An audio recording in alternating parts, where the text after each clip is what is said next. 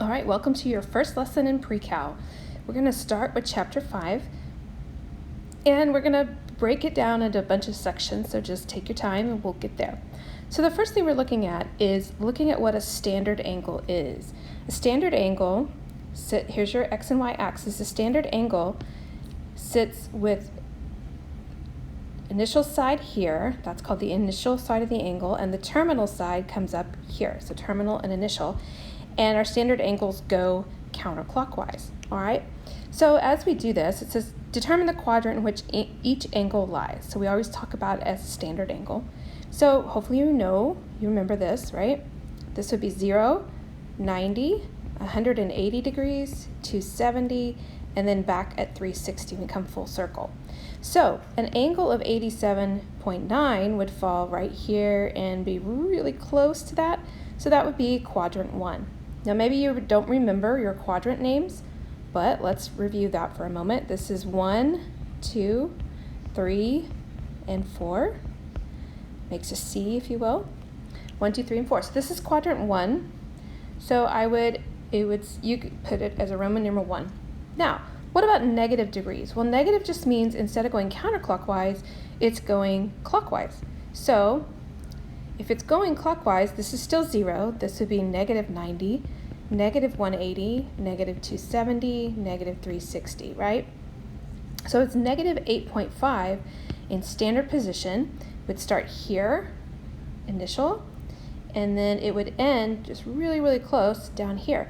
So that's coming down, going this direction. So you always want to put, I want to put an arrow showing which direction it went in. This one goes clockwise, and it lands us in quadrant 4. So my answer would be quadrant 4, all right? Now, sketch each angle in standard position. Now, you don't have to get super OCD about this. You just sketch it and be in the ballpark, okay? So here's my XY axis.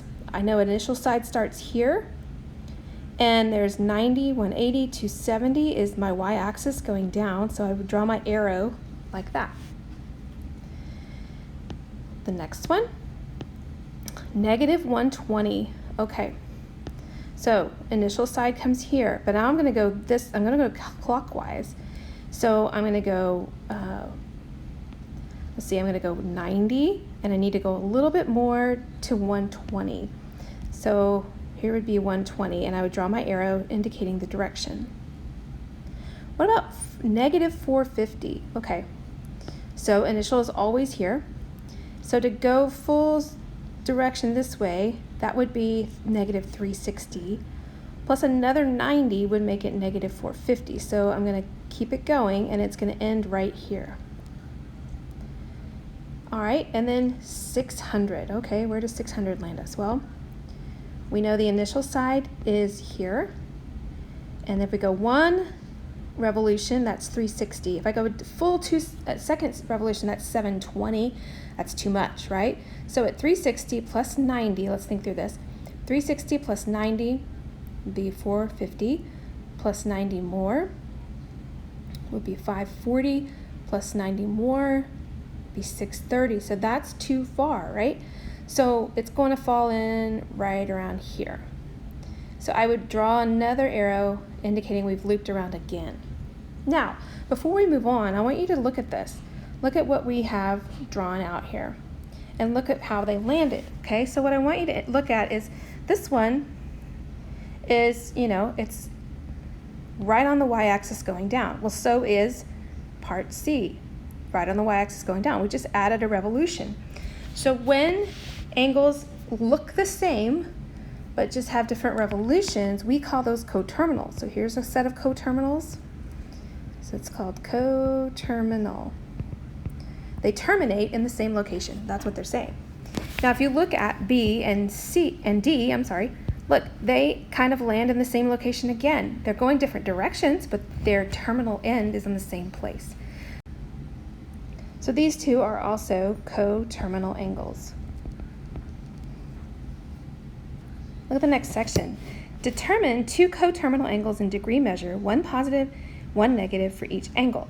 So what are we doing here? Basically, we're going to find coterminal angles.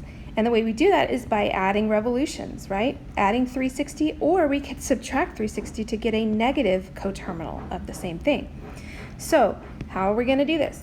It says you want a positive and a negative. So I'm going to just show you on A here, our first coterminal. What are we going to do? We're going to take that 114 and we're going to add 360. Use your calculator for sure. And that'll give me theta 1, that's how we indicate the coterminal, would end up to be 474 degrees. So there's my positive coterminal. Now, to find the negative coterminal, I'm going to take 114 and I'm going to subtract 360. And when I do that, I get negative 246 degrees. So this is my second coterminal. So in each of these, you're going to have a positive answer and a negative answer. This one was pretty simple because we just had to add and subtract once. Sometimes you got to do it multiple times. Let's look at B. This one is negative 390. Okay, so negative 390, let's just do what we just did. Negative 390, if I add 360, that leaves me at negative 30, right? Okay, so there's my negative coterminal. That's fine, but I need a positive, right? So I've already added 360. It looks like I need to add more to get it to the positive side. So to get the second one, I'm going to start where I stopped at negative 30 and add another 360. So my second coterminal is going to be at 330 degrees. I should be putting degree marks on these. All right, let's try this one. Negative 445, okay, theta 1. Negative 445 plus 360. That gives me negative 85. Just use your calculator. Great, there's my negative coterminal. Now for the next one, I need a positive, so I need to keep adding another 360 to get it to the positive side. So where's that going to end up? Well, negative 85 plus 360 will end me at 275 degrees. Part D, 230. All right, so 230 plus 360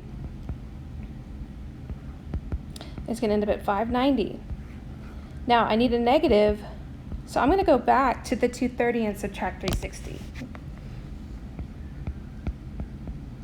because I need a negative coterminal.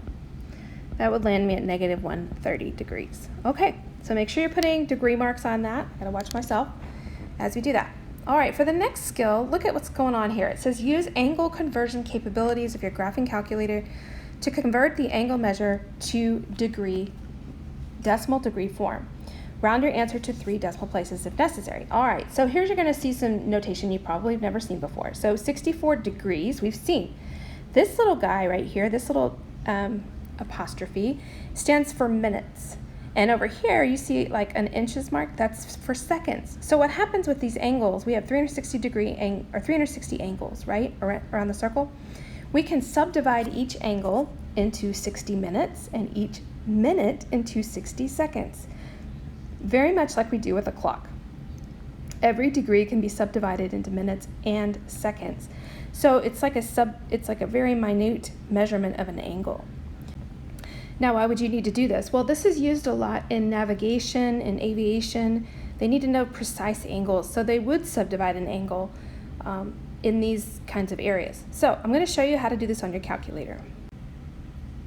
All right, so I got to put 64 in there, obviously, but we got to figure out how to put in the 45 minutes. Now, if you look carefully at your keyboard, if you hit second and apps, the angle menu will give you the degree sign, the very first thing. Then I need the minutes, so I put in 45, hit second, apps again, and the second thing I need is the minutes, and there it is. And you just hit enter, and there is your angle in degree form. Which should make sense, because 45 minutes is 3/4 of a degree, so that's 75, right? 64.75 degrees. Now let's try this again with a negative angle. This one has degrees, or minutes and seconds. So let's write down those keystrokes. You're going to go to second, and you're going to go to angle, which is right above the apps mark, and then it's going to give you a degree and a minute option when you get in there. So really, maybe you put second apps. That'll take you to the angle menu. All right, so let's show you how to do that. Okay, so we're going to put in negative 408, and then we want 16 minutes. So I'm going to go to second apps again to go to the second thing to get the minute symbol. And then I'm going to need 25 seconds. So I put in 25. Now, seconds isn't an option in the angle menu, if you notice. So what do we have to do? We have to go down, look right above the plus sign. There's a green quote mark, and that's our seconds notation. So we're going to have to hit alpha plus sign to get our minutes. Then you hit enter, and it's converted for you. And that's all there is to it. So I would write in my answer, it's negative 408 point, and let's go to 3 decimals, 2, 7, and round that 3 to a 4 degrees. All right, now we need to, let's look at the next thing. Use the angle conversion capabilities of our calculator to convert angle measure to DMS form, which is degree, minute, second form. It's going to be in your angle menu. So again, you're going to go to, just like we did before, we're going to go to second, to the angle menu, and then if you look down, there is an option that says DMS, and I'll show you how that looks on the calculator just 1 second. All right, so if I put in negative 115.8 degrees, and I want to convert this to the DMS format, I'm going to hit second, angle, and look at number 4. It's going to hit enter, and there it is. They've converted it for us. Okay, so I would write it as 115 degrees, 47 seconds, and 47 minutes and 60 seconds. All right, so that makes it really easy when your calculator helps you out, right? Now in our next section, we're going to be finding a difference. So we're going to be subtracting angles in DMS form, but our calculator will do the work for us. So watch this. All right, so we're going to type it in just like it looks on our paper, 120 degrees, 45 seconds.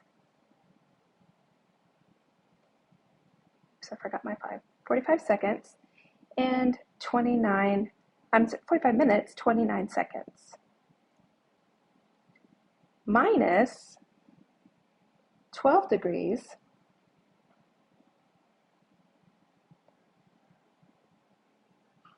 36 minutes, and 3 seconds. Now this makes sense because 120 is larger than 12, so everything should work out fine. And there I get my answer, 108.1572. But that's not in the right form, is it? So I'm going to take that answer and put it in DMS form. So I just copy my answer down, then go to my angle menu and put number 4 to put it in the right format. So there it is, that cuts off. It's 108 degrees, 9 minutes and 26 seconds.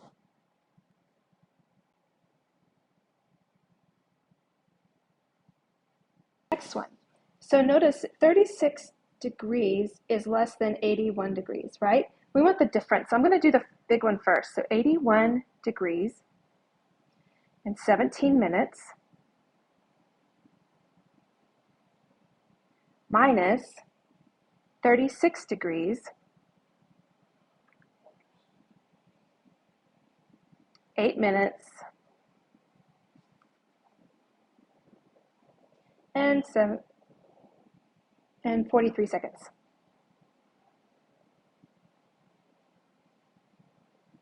Again, it's not in the right format, so I'm going to go back to my angle and hit 4, and it will convert my answer DMS format, and there it is, 45 degrees, 8 minutes, and 17 seconds.